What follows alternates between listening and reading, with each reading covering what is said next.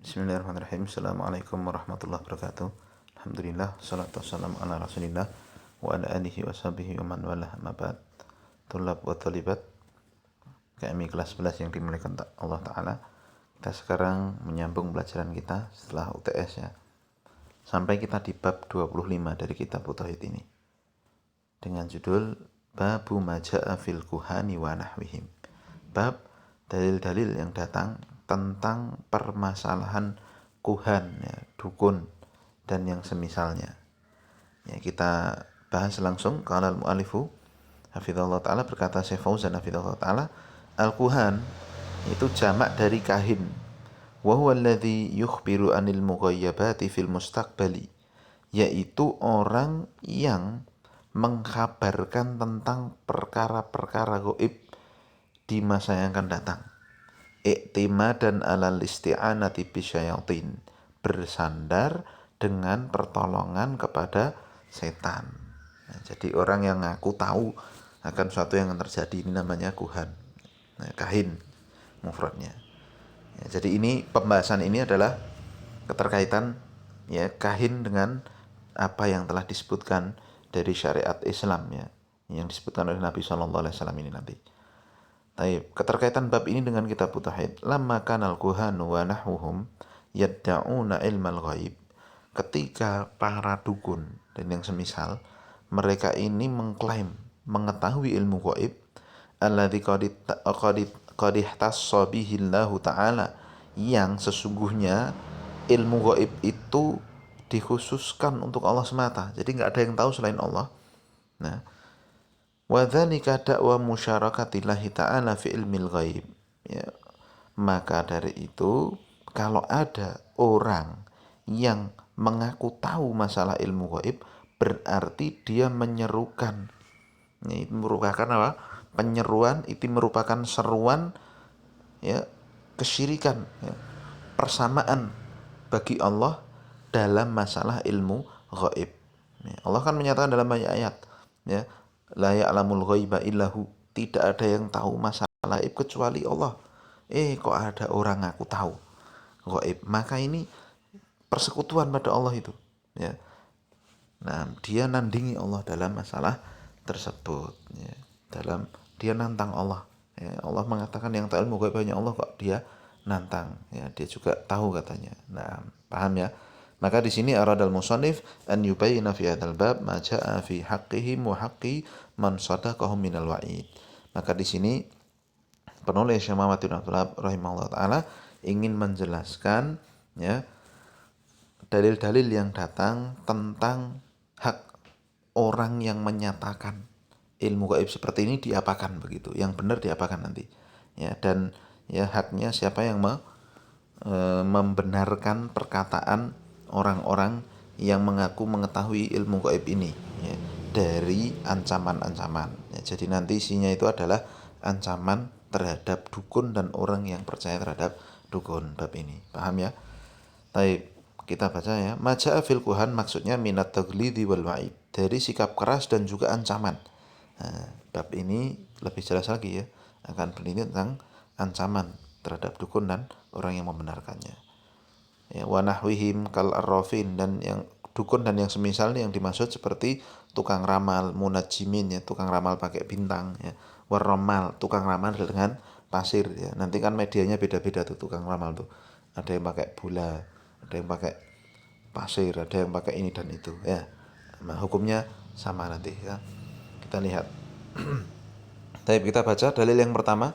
Rawa Muslimun fi sahihihi an ba'di aswajin Nabi sallallahu alaihi wasallam anin Nabi.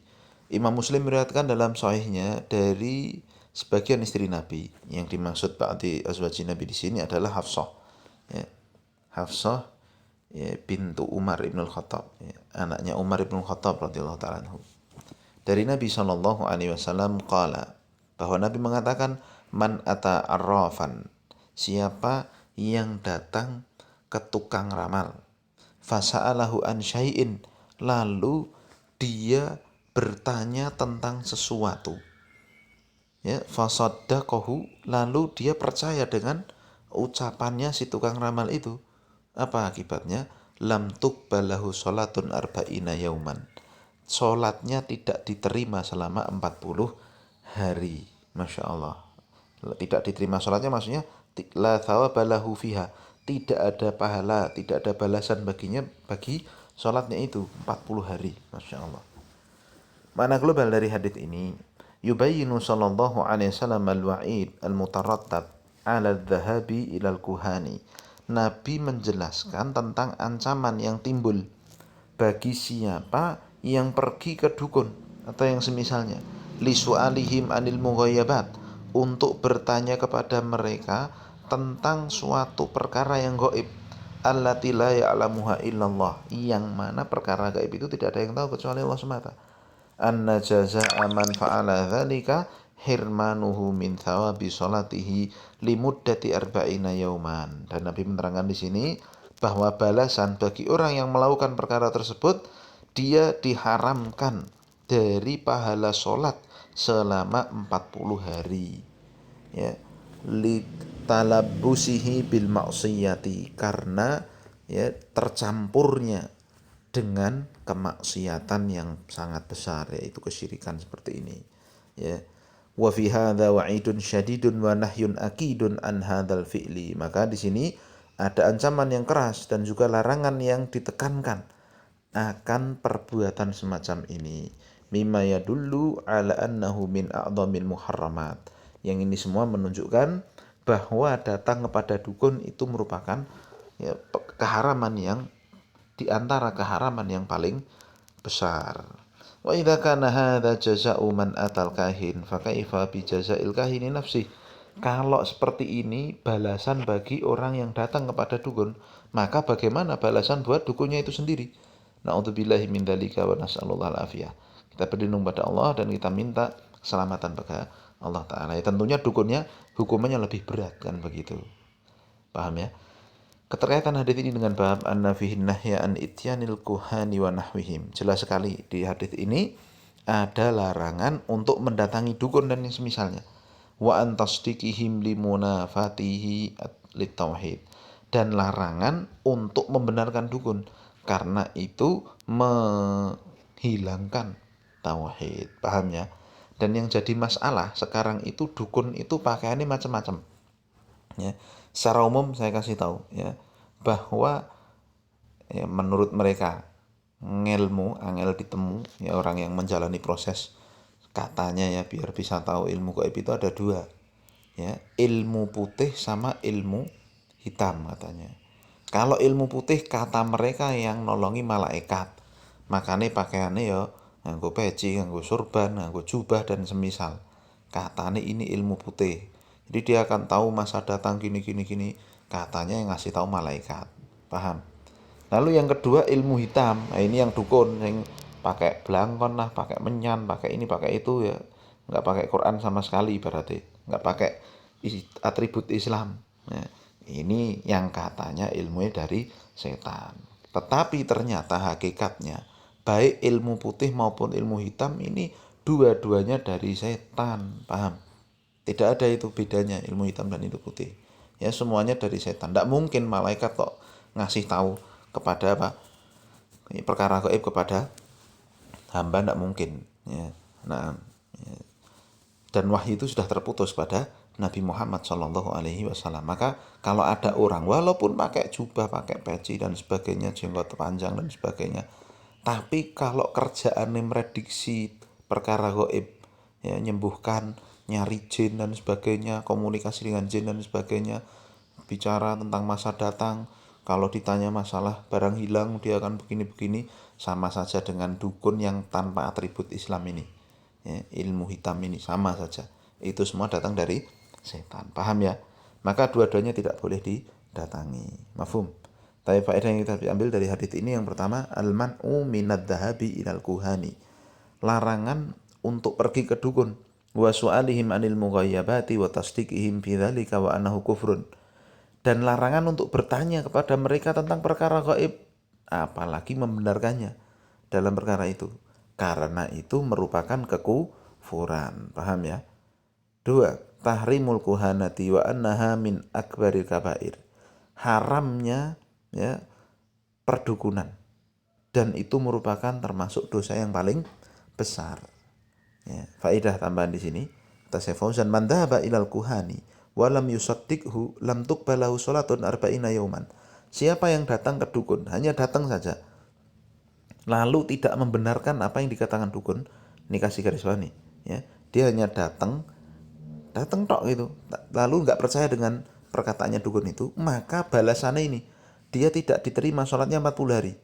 Kama ja'a dzalika fil haditsil akhar, ya, sebagaimana datang dalam hadits yang lain. Amma man saddaqahum faqad kafara bima unzila ala Muhammadin. Adapun kalau dia datang lalu percaya pada ucapan dukun, nah maka hukumnya naik.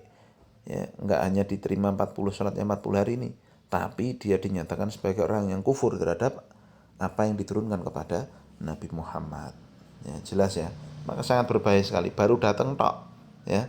Enggak percaya itu enggak diterima sholatnya 40 hari. Kalau percaya berarti dia lebih memilih itu dan kufur kepada ajarannya Nabi. Ngeri kan? Baik. Lalu hadits yang kedua, yang terakhir di hari ini ya. Nabi Hurairah radhiyallahu anhu anin Nabi sallallahu alaihi wasallam.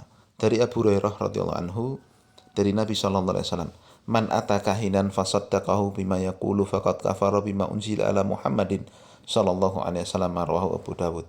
Siapa yang datang kepada dukun lalu percaya dengan apa yang dikatakan dukun itu, maka sungguh dia telah kufur terhadap apa yang diturunkan kepada Nabi Muhammad. Nah, apa yang diturunkan kepada Nabi Muhammad yaitu Alkitab wa Sunnah. Ya, jadi kitab dan sunnah kan melarang untuk mendatangi dukun. Kitab dan sunnah melarang orang untuk percaya dengan orang yang mengetahui perkara gaib selain Allah. Alkitab dan sunnah, ya, Al-Quran dan sunnah melarang orang untuk berbuat syirik. Ya, tetapi orang yang datang kepada dukun lalu percaya, itu sama dengan dia pilih dukunnya itu, dia pilih syiriknya itu daripada Al-Quran. Makanya disebutkan di sini dia kufur terhadap Al-Quran dan sunnah. Paham ya? Walil arba'ati wal hakim qala sahihun ala syartihima anin nabi sallallahu alaihi wasallam, man ata arrafan au kahinan fasaddaqahu bima yaqul faqad kafara bima unzila ala Muhammadin sallallahu alaihi wasallam. Sama ya, siapa yang datang pada tukang ramal atau dukun lalu membenarkan apa yang diucapkannya, maka sungguh dia telah kufur kepada apa yang diturunkan pada Nabi Muhammad sallallahu alaihi wasallam. Walibaya bisanadin jayyidin an Ibni Mas'ud mithluhu mauqufan. Makna global dari hadis ya, nah, dengan dua riwayat ini, al-wa'idu syadidu ala ityanil kuhani wal arrafin. Ini ada ancaman yang sangat keras bagi siapa yang mendatangi dukun dan tukang ramal seperti ini. Li su'alihim anil mughayabat, untuk tanya masalah gaib, wa tasdiqihim bidzalika, dan membenarkan dukun dalam masalah itu. Li anna ilmal ghaibi qad ihtassallahu ta'ala bih, karena yang namanya ilmu gaib itu hanya khusus untuk Allah semata.